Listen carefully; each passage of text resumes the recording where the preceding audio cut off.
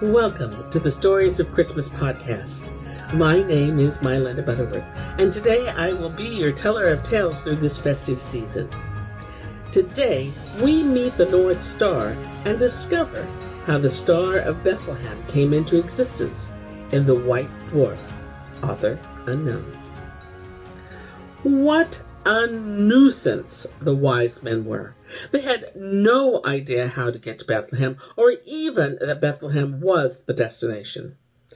The North Star, who, as you know, is chief navigator in the night sky, called together volunteers from the galaxy. Stars and planets, meteors and asteroids, and even a few black holes from the outer reaches all awaited his directions. Where are the wise men now? The North Star asked the sun in our solar system, who is kind of a clerical worker in the galaxy, filling reports on the doings of humans who are quite unique. The sun looked down at the earth and saw the wise men starting off towards the west. "Oh, off to Brazil," he reported. "Well, you see the problem," the North Star explained to the galactic gathering. "They haven't the foggiest idea where they're supposed to be going. Any ideas?" A school of asteroids flew past, bumping into each other and shouting, "We're full in the path towards Bethlehem," they said, "and show the way." And the asteroids zoomed towards Earth to make a road.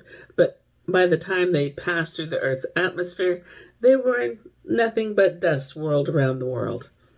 A gang of meteors flashed up, tough ones as big as small moons, and hailed the North Star. "Here's the deal," said the lead meteor. "We zoom in, make it past the atmosphere, and crash land all around Bethlehem and the wise men. No way they're going to miss that."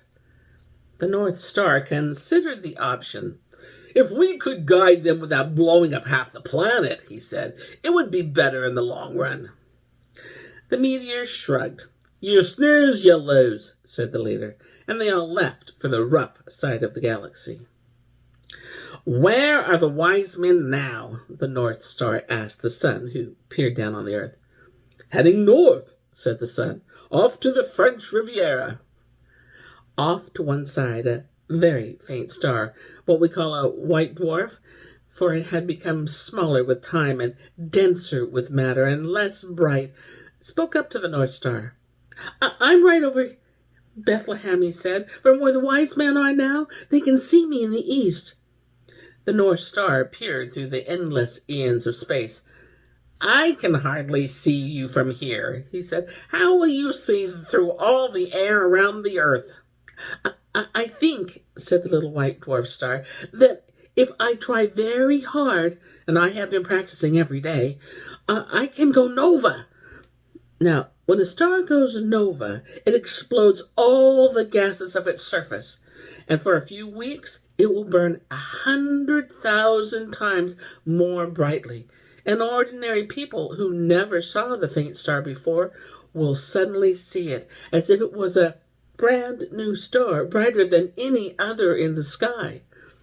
All the stars laughed at the white dwarf. "Anyone else got any ideas?" growled the North Star.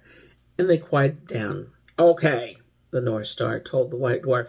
"Give it your best shot." Now, what the other stars didn't know was that while Dwarf was part of a pair of stars and his silent partner was a much bigger star called a red giant. And the red giant had shared a great deal of his explosive gases with the little friend, the white dwarf. So the white dwarf really was ready to go nova. "Countdown!" the white dwarf shouted, and the two of them were off. 3, 2, 1, nova! No big bang.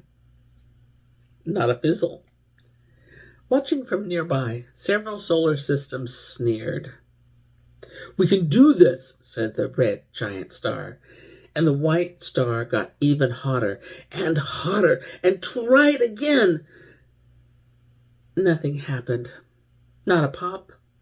The North Star himself sighed from across the cosmos, twinkling in embarrassment. "Don't give up," shouted the red giant.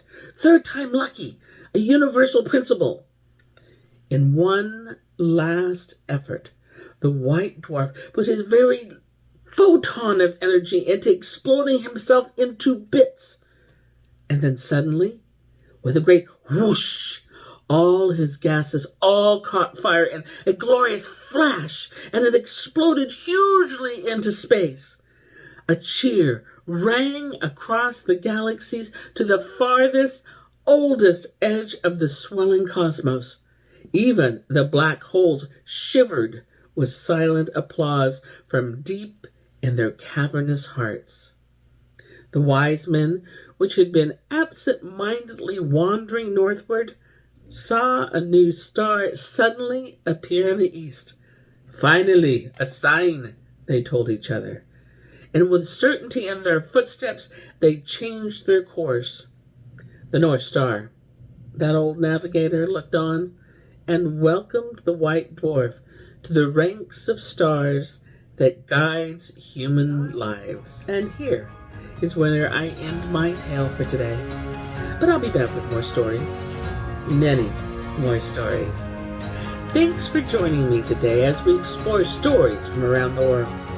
If you enjoyed this story, please let us know and subscribe.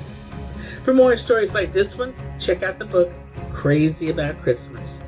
Until then, enjoy everything this season has to offer. See you soon.